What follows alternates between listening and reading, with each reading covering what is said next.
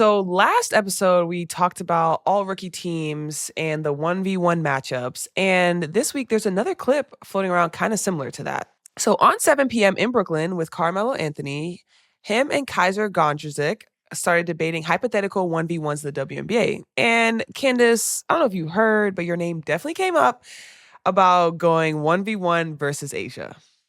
So let's listen in.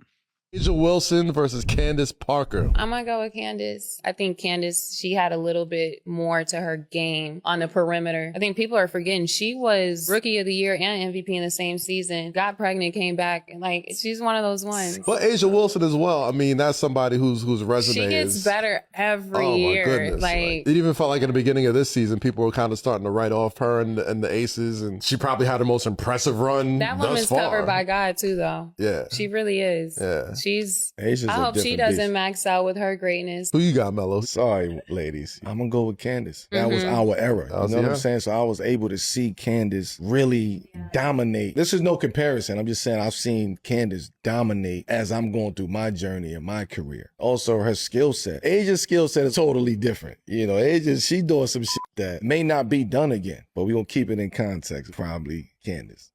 Okay, period queen.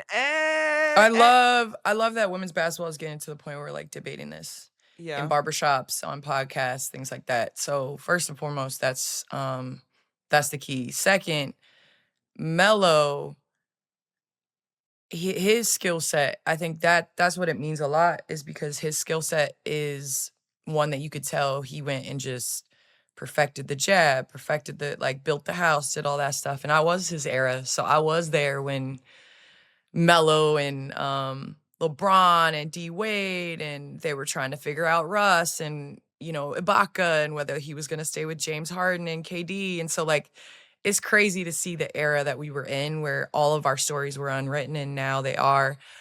I don't get into one-on-one battles. I mean, I think that's kind of, who cares if somebody, I feel like there's a lot of players that can go out and get buckets on certain guys, but they're not going to be able to do what they did in their career. So I don't know. I mean, I think our games are so different, like A'ja and I's.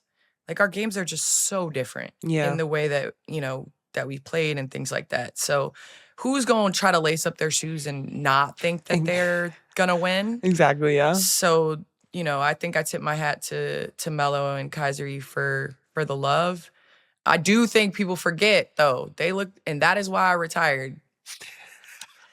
No, for real. Because it's like they remember you in your last games, and those games are not, I couldn't move. So I love how they said prime DT. Prime. But they ain't give me no prime. They're like Candace Parker. Like, damn. All right, who you taking? Oh. In that 1v1 matchup? Girl, in that 1v1 matchup, I can't even lie. Like, I'm going with my girl CP. Well, I was about to Gamecock. I was like, okay, we taking Gamecocks over post-ups. I told you. Dude, you're the girl. Like, no one can ever not be that girl. Like, for me, though. Like, I don't really care. Whoever else got it. No. You. But I should break out and dance or something, right? I should get up and No? Okay. You got issues. No, I appreciate you, man. I appreciate it.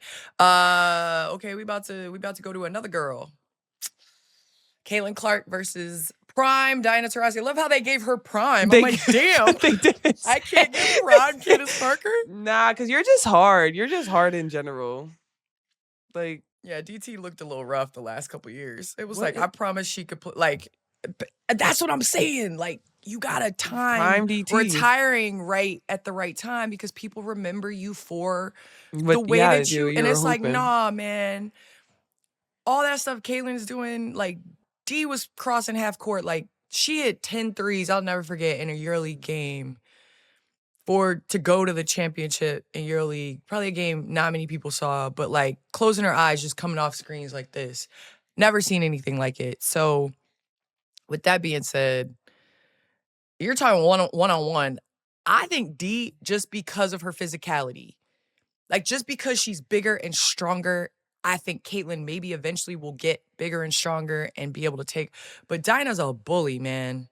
So 1v1 now, like best player that ends up, playing with their team or whatever. I don't know. But like 1-on-1 where you just checking up, like Diana will beat the shit out of you. like she gonna foul the mess out of Caitlyn. It might not even be basketball. I 100% though am rocking with my girl, Caitlyn. Okay, she got to play through contact. And that's okay. And she will. That ain't no foul. And she will. And when she hits you with that step back, what now?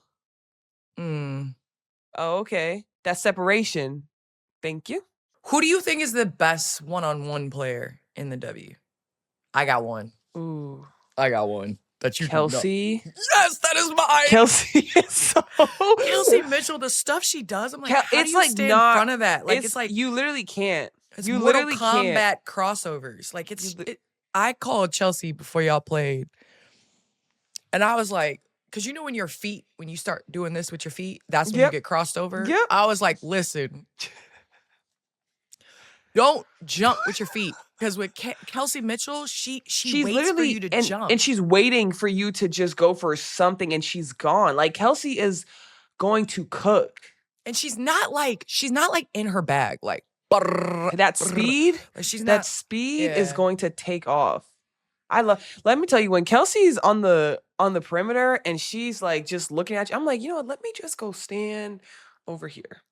I'm just gonna go over here. Well, she got a lot of time perfecting her one-on-one with the Fever. You do your thing in her career. Because early on, y'all were not good. So that's okay. Like, here, Kelsey, that's a different story now. One-on-one, and look where you guys are now. Look at the benefits of it. Exactly. Yeah. No, I completely agree.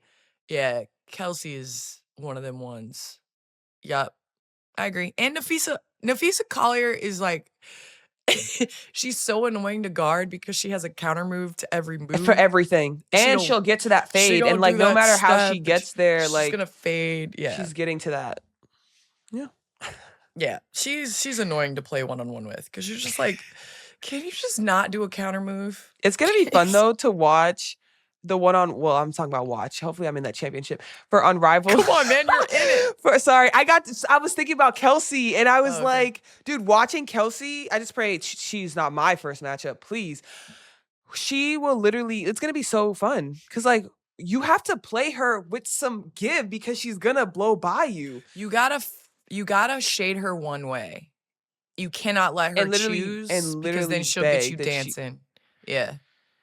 She'll get you dancing. Good luck to her first matchup, I'll tell you that. And I just pray it's not Aliyah Boston, please.